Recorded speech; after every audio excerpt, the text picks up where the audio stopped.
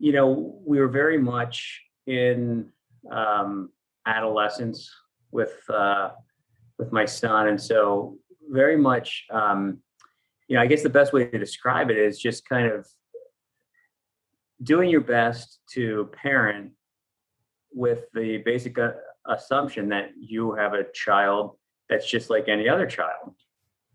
And so you think that, you read books and you parent in such a way that you think that, there's just no difference between your child and someone else, another child. So, and just kind of not knowing what to do, not knowing why the behaviors are the way they are, and just really in the dark.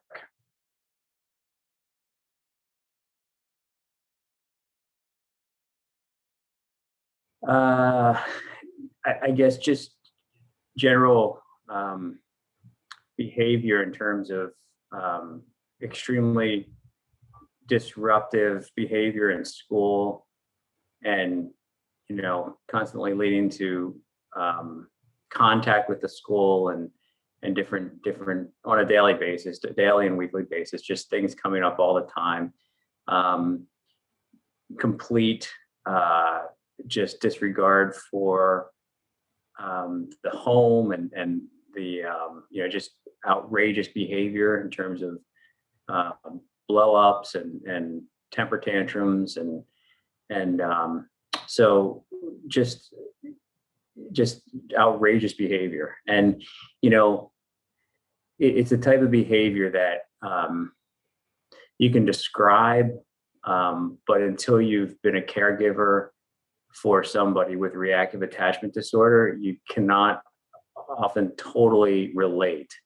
But people who are caregivers of children with reactive attachment disorder almost have a kinship where we understand each other, because you can take a snapshot, and every human being, really, if you take a snapshot, we all have moments where our behavior really isn't very good. But to be a parent of somebody with rad, you really it's just prolonged, and it's impossible situation followed by impossible situation followed by impossible situation. It just never, it's extremely difficult.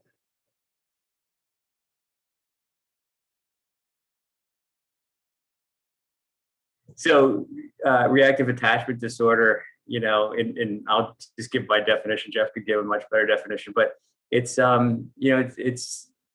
it's a result of early trauma in many cases, and this early trauma leads to certain connections in the brain not being made properly.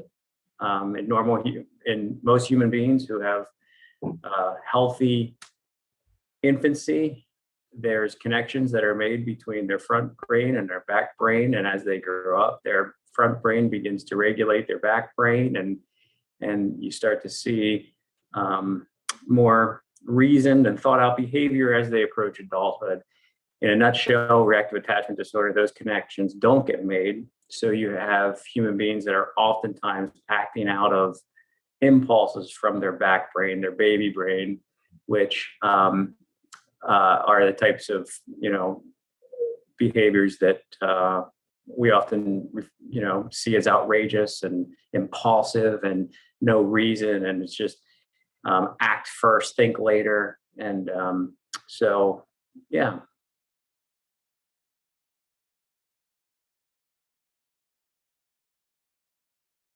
Well, that's the interesting thing, Joey, because we've been in counseling. So we adopted my son when he was uh, just under a year, and so my ex-wife and I had been in counseling and family-based uh, therapy for probably ever since he was 6 or 7 years old. So we've been through all different kinds of family-based therapy, but it was only eventually through the Dauphin County Probation Office, where we were referred to Jeff and Faye.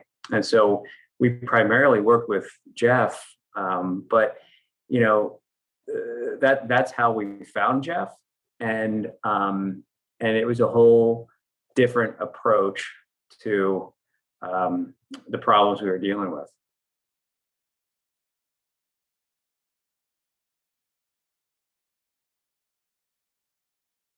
The biggest thing that stood out was basically Jeff and Faye have a complete understanding of what reactive attachment disorder is, what early trauma does to the brain, and they can explain it and teach you what is going on in your child's brain and your brain for that matter. I mean, it's very much it's an explanation that up until that point I had never had. So there was really no good explanation for why this was, why this was the way it was. And once you start to understand the brain, what happened, what's going on, it doesn't solve all your problems. Sometimes it doesn't solve many of them because this is an incredibly difficult, pervasive disorder. But if you don't understand something, you can't have strategy. And once you understand it, you can start to develop strategy. And instead of getting frustrated, you get frustrated a lot less easy because you understand what's going on. When I fail, I know why I'm failing. When I succeed, I know why I'm succeeding. There's no guesswork. I know exactly. It's unbelievable. It really is. Once you understand and Jeff explained what's going on, it's just at first you can't. It sounds hokey. But it is real.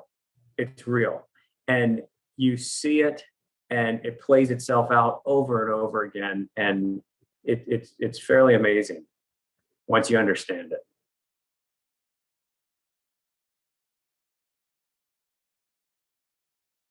Yeah, for us, I think the obstacle, and I think Jeff will recall this. I think with us, the initial obstacle is just, what are you going to be able to say this all the other ones didn't? So it's like you get to a point where you just think, well, okay, this is not my problem. I've done everything I possibly can.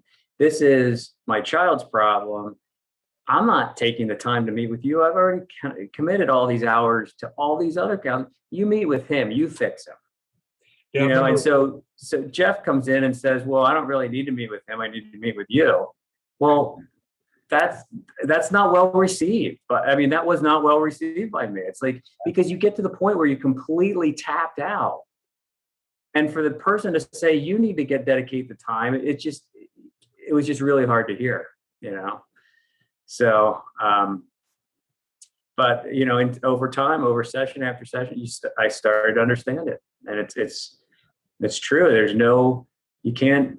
There's no pathway to the rad child except through the caregiver. So,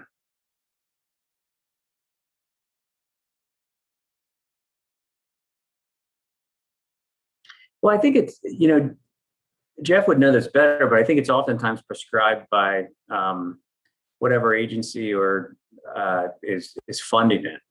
So, there's, in our case, there is a lot of reporting that Jeff needed to do.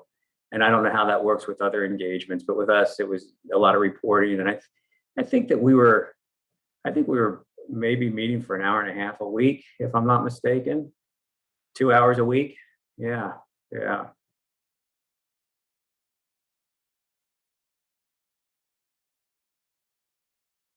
I think we were together for about 6 or 7 months. Probably maybe 5 months. I think it was 5 because 5 months. We ended up having to quit that company, so we had to end our service with you. Yeah, you guys were at a transition point, and that's why I ended up doing most of the work with Jeff and not with Faye, but yeah, so approximately 5 months. And it was not it just worked out well. I mean, it might have been a little bit more brief than Jeff wanted to, just because there's some transition going on, but it was enough that I got it. And and I had the materials and I could go back and reference it, and it was enough. I mean, I'm not saying that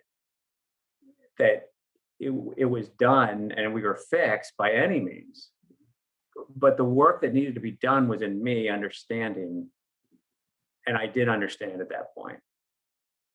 So, counseling followed, and there's always, I think, a place for, I think the child needs to have ongoing counseling, whether it's, somebody that's trauma aware. But it was like, in my view, it didn't need to be with somebody who is so credentialed like Jeff and Faye. It needs to be more with a counselor who's trauma aware, and that goes on. We all can need counseling throughout our lives.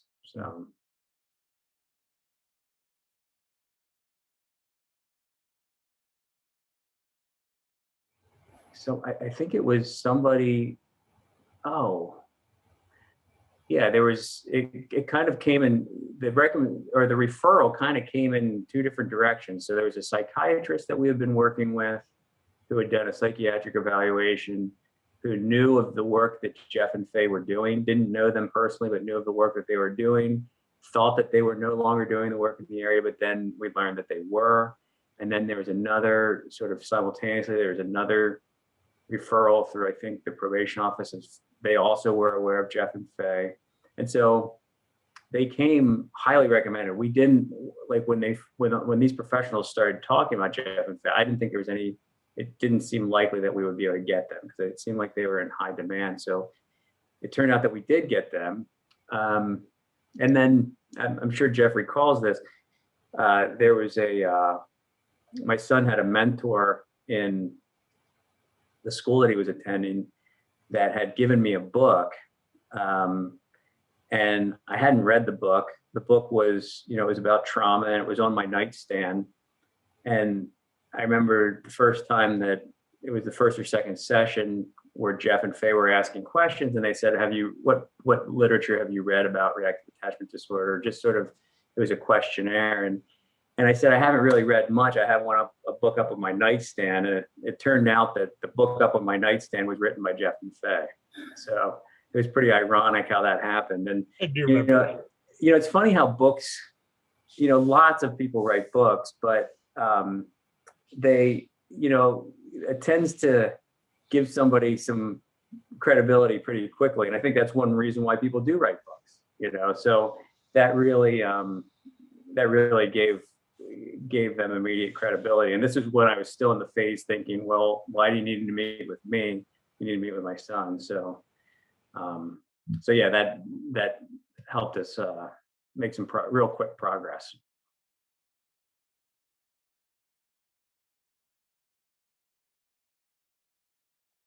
Yeah, again, it comes back to understanding the human brain, and even since I still have such limited understanding, but I've gone on to really continue to sort of learn more about our brains, and I think that's the biggest thing, is just having just understanding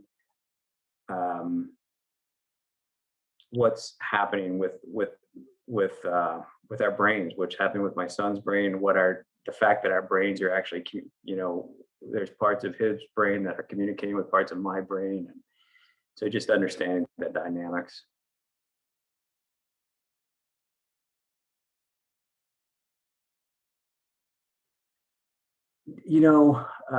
Much greater patience, because with understanding comes a new level of patience.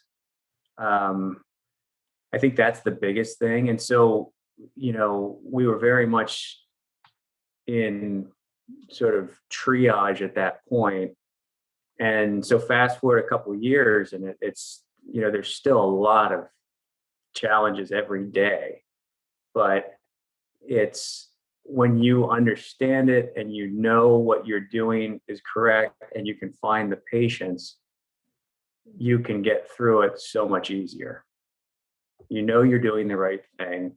You don't get immediate results, but you're doing the right thing. You find the patience, you get the breaks that you need, and you know you're doing the right thing. It's methodical, it's strategic, and it's the best you can do. And that's all you can do is the best. I mean, all you can do is try to do the best you can do. So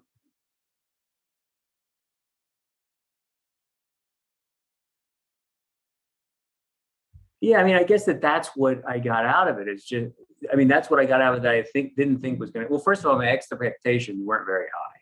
I mean, I didn't think anything was going to be different with this engagement than the other engagements. And why should I? Why should I? You know, you go from people to people to people to people, and why should you expect that this one's going to be different than the other ones?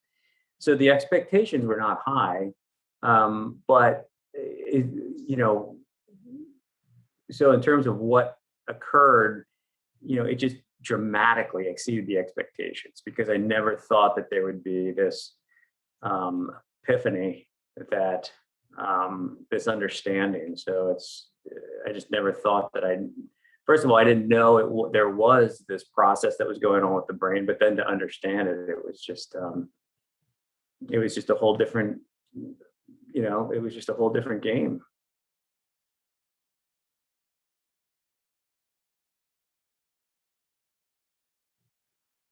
It's, you know, just the whole, the affect matching and the, you know, recognizing that you don't fix everything right away. You can ride the drama with your child and help them come back from it. And just, there's just, you feel empowered once you understand it.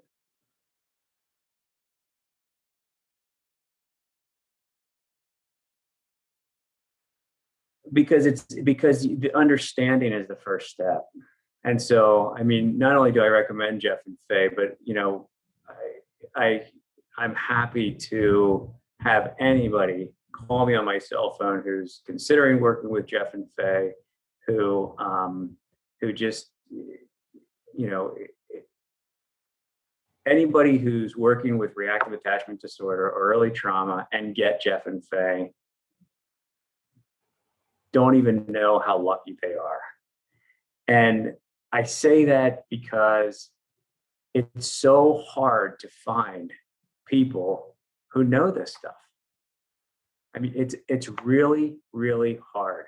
They're out there, but many of them are not. They're not easy. They're often some other state. You know, when you're working with Jeff and Faye, you may not realize it, but you're working with people who truly are among the top experts in these areas, and so it's really hard to find.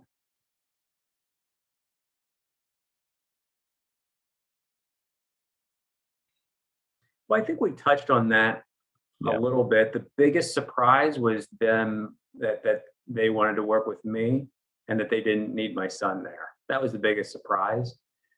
I think that another really key dynamic is that Faye has been a caregiver for a child with early trauma and reactive attachment disorder. And although Jeff hasn't, he seems like he has. And there's not many, like, there's a lot of trauma therapists who just, unless you've counseled, you know, a lot of people with it or have been a caregiver, it's like they truly don't understand the challenges. And that's why I think that there's a camaraderie between caregivers who, because it's, yeah. So I think that that's a really key attribute, is that Faye has that background and really has that understanding.